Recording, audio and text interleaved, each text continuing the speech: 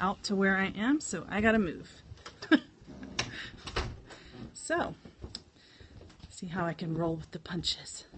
Live action here, people. This is what makes it exciting. Okay, now I'm in my house.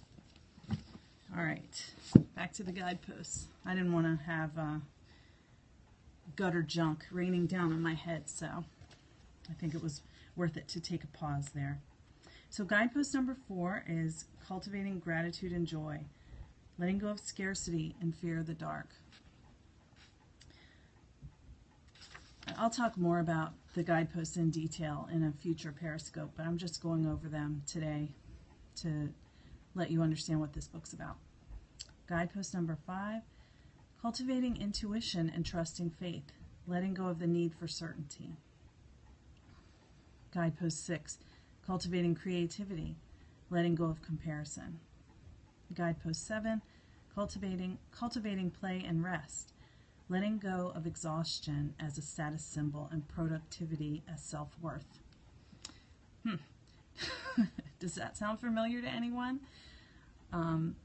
As someone who has a graduate degree, you know, it can be very seductive to think that, you know, if I get A's, that's a clear measure of my worth. Or if I get a good job and I'm earning a great income, that could be a way to validate that I am worthwhile. But in reality, your worth doesn't change based on that type of achievement. Not having those things doesn't make you less worthy, and having those things doesn't make you more worthy. And that's what so many people find, is that they're seeking that type of happiness and validation from external things rather than feeling it inside. Okay. Guidepost number 8 is cultivating calm and stillness, letting go of anxiety as a lifestyle. Another one. This is why I love this book, because it's like each guidepost is so resoundingly familiar to me, and I know for many of my clients as well. Guidepost number 9, cultivating meaningful work, letting go of doubt and supposed to, the shoulds that get us. And guidepost number 10, cultivating laughter, song, and dance, letting go of being cool and always in control. So, again, this book, The Gifts of Imperfection, I highly recommend it. It's a very short book. Let's see, less than 150 pages. And that includes her explanation of the research. So I highly recommend it, and I laugh to myself because the title, The Gifts of Imperfection, often when I tell people about that, they go, ooh, imperfection? Imperfection? That's not a gift? Ew. So, you know, that's when you know that this book is probably going to resonate with you if you think imperfection sounds like something you should avoid at all costs. Okay, another book that I recommend, this is more one I don't necessarily recommend to therapy clients often, but I read recently this book and I really enjoyed it. Carry On Warrior, The Power of Embracing Your Messy, Beautiful Life by Glennon Doyle Melton. She's the woman who has the Momastery blog, and she has an outstanding, really beautiful TED Talk, Glennon Doyle Melton. This book it's a series of essays about her experiences, and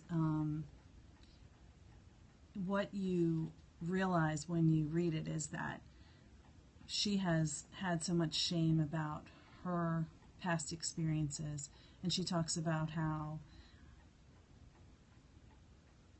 realizing that that shame was kind of driving her.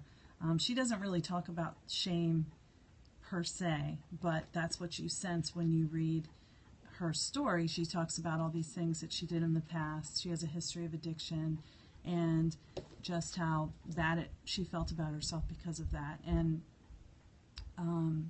but what she talks about is how, again, who you are is beautiful no matter whether you've done things that you're not proud of in the past. Your life doesn't look picture perfect, and I don't think really anyone's life can be. I've never met anyone who hasn't had challenges in their lives, and personally or professionally. It's what life is. So it's a really good book. It does have a lot of religious talk. She's very steadfast in talking about her faith, and so for some people that could be iffy. I look at it as the spirituality. You don't have to share her religious views to be able to understand her message and embrace it. Okay, so the last book I'm going to talk about today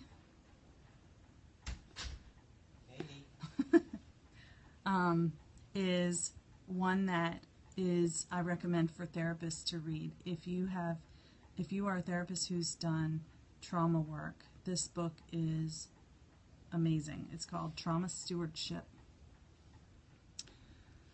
An Everyday Guide to Caring for Self While Caring for Others by Laura Vandernoot Lipsky with Connie Burke.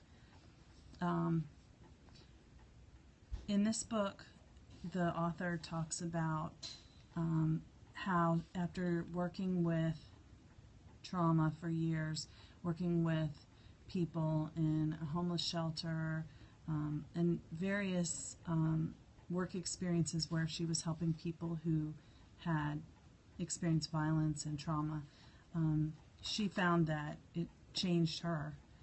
The work had changed who she was, and that is something that anyone who works with trauma needs to understand that can happen. And this book is about how to transform the experience of witnessing people's trauma into creating something from it that has meaning instead of allowing it to change you into someone that you don't want to be. It's about avoiding burnout.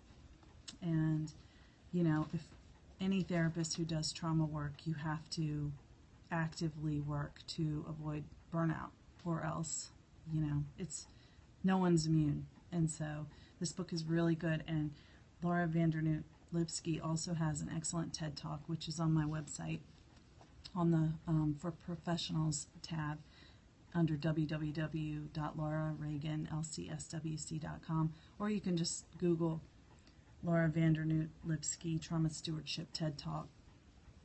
It's really good if you're a therapist who works with trauma. I think it will resonate with you. And